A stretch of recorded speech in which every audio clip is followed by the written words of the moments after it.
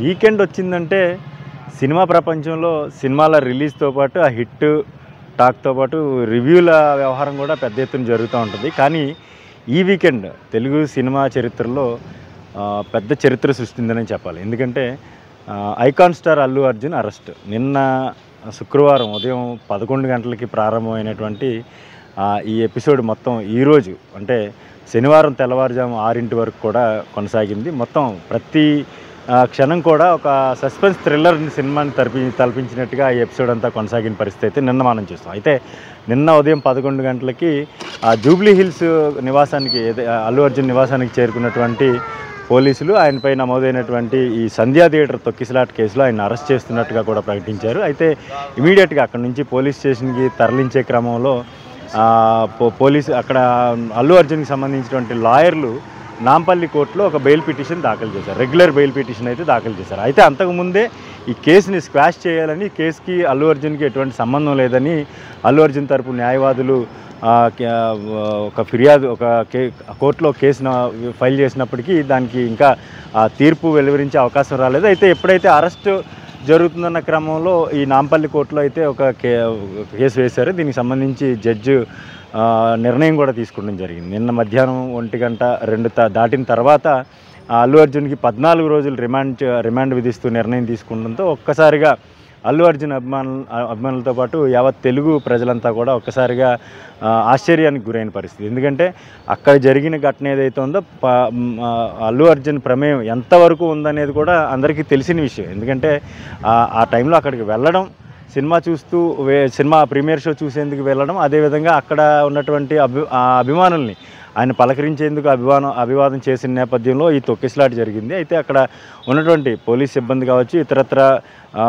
థియేటర్కి సంబంధించినటువంటి భద్రతా సిబ్బంది కావచ్చు కొంత వైఫల్యం చెందారనే ఆరోపణలు అయితే వినిపిస్తూ ఉన్నాయి. ఈ నేపథ్యంలో అల్లు అర్జున్ ప్రమేయం ఎంతవరకు ఉంటుందనేది కూడా అభిమానులతో పాటు తెలుగు రాష్ట్ర ప్రజలు కూడా చర్చించుకుంటున్న పరిస్థితి. అయితే at the same time Nampally కోర్టులో ఎప్పుడైతే రిమాండ్ విధించారో అల్లు అర్జున్ తరపు న్యాయవాదులంతా కూడా హైకోర్టును అప్రోచ్ అవ్వడం, హైకోర్టులో కూడా 4 గంటలకి విచారణ చేస్తానని చెప్పడం, నిన్న సాయంత్రం 4 గంటల తర్వాత విచారణ చేయడం, సుమారుగా 6 గంటల తర్వాత ఏదైతే అల్లు అర్జున్కి బెయిల్ ఇస్తున్నట్టుగా కూడా, అది కూడా మధ్యంతర బెయిల్ 4 వారాల పాటు మధ్యంతర బెయిల్ ఇస్తున్నట్టు హైకోర్టు ప్రకటించిన పరిస్థితి అయితే ఉంది. అయితే 6 గంటలకి బెయిల్ ఆర్డర్స్ వచ్చిన తర్వాత కోర్టు కూడా చాలా స్పష్టంగా చెప్పింది అల్లు అర్జున్ని ఇమీడియట్గా విడుదల చేయాలని. కానీ అప్పటికే వైద్య పరీక్షలు గాంధీ హాస్పిటల్లో వైద్య పరీక్షలు నిర్వహించడం, అక్కడి నుంచి చెంచల్గూడ జైలుకి తరలించడం కూడా అల్లు అర్జున్ని చకచకా జరిగిపోయాయి. అయితే దీని వెనక ఏముంది అనేది కూడా మనం ప్రస్తుతం చర్చించుకుంటే రాజకీయ ప్రమేయం ఉందనేది ఒక ప్రచారం అయితే జరుగుతూ ఉంది. కేవలం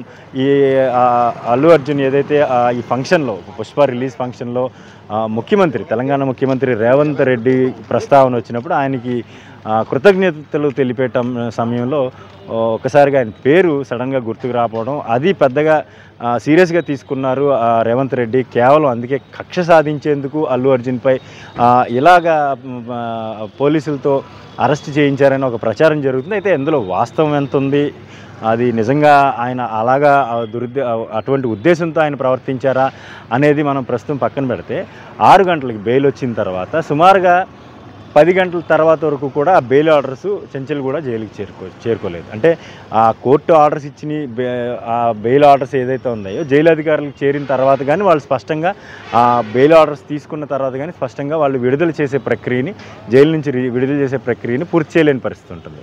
సో దీనివల్ల ఏం జరిగిందంటే రాత్రి 10 వరకు కూడా అవి బెయిల్ ఆర్డర్స్ చేరుకోని పరిస్థితుల్లో నిన్న రాత్రి అంతా అంటే సాయంత్రం 7 గంటల తర్వాత ఆయన ఎప్పుడైతే చెంచల్గూడ జైలుకి తీసుకెళ్లారు అక్కడే ఉండిపోవాల్సిన పరిస్థితి అయితే ఉంది. తెల్లవారుజామున 7ంటికి రిలీజ్ చేస్తామని నిన్న అర్ధరాత్రి అయితే జైలు అధికారులు ప్రకటించారు. కానీ భద్రతా కారణాల రీత్యా, ఎందుకంటే ఒక్కసారి జరిగిన ఘటనకే ఏదైతే సంధ్యా థియేటర్ దగ్గర తొక్కిసలాట ఘటనకే ఒకరు మృతి చెందారు, మరొకరు మృత్యుతో పోరాడుతూ ఉన్నారు. అయితే ఇటువంటి ఘటన మరోసారి పునరావృతం అవుతుంది. ఎందుకంటే పెద్ద ఎత్తున చెంచల్గూడ జైలుకి మీడియాతో పాటు అభిమానులు కూడా చేరుకుంటారని చెప్పేసి పెద్ద ఎత్తున ప్రచారం జరిగిన నేపథ్యంలో ఒక 55 నిమిషాల ముందు అంటే 6 గంటల 5 నిమిషాలకే చెంచల్గూడ జైలు వెనుక మార్గం వైపు నుంచి అల్లు అర్జున్ని జైలు అధికారులు అయితే విడుదల చేశారు. అయితే ఇందులో మొత్తం టోటల్ ఎపిసోడ్లో మనం చూసుకోవాల్సింది ఏంటంటే పెద్ద ఎత్తున ప్రచారం జరిగింది. అల్లు కుటుంబానికి, మెగాస్టార్ చిరంజీవి కుటుంబానికి గత కొద్ది రోజులుగా పూర్తిగా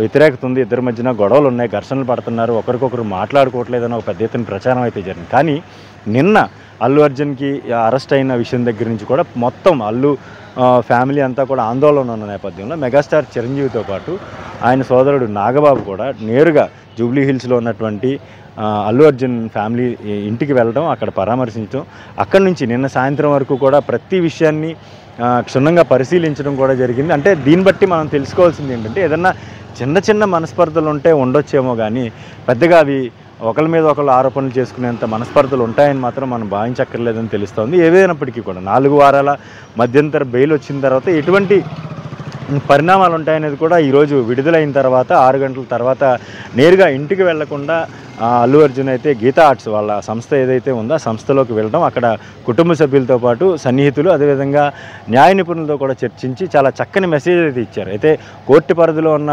నేపథ్యంలో ఈ అరెస్ట్ గురించి కానీ ఇప్పుడు నిన్న జరిగినటువంటి ఎపిసోడ్ గురించి కానీ తాను ఏం మాట్లాడను. ఎవరైతే సంధ్యా థియేటర్ దగ్గర తొక్కిసలాటో చనిపోయినటువంటి రేవతి ఉన్నారో ఆమె కుటుంబానికి తన ప్రగాఢ సానుభూతి తెలియజేశారు. భవిష్యత్తులో కూడా కుటుంబానికి తాము అండగా ఉంటామని కూడా అల్లు అర్జున్ తెలియజేయడం ఇక్కడ అందరినీ కొంత ఈ ఘటన ఏదైతే జరిగిందో ఈ ఘటన నుంచి కొంత రిలాక్స్ అయ్యే పరిస్థితి అయితే కనిపిస్తుందని మనం చెప్పుకోవచ్చు.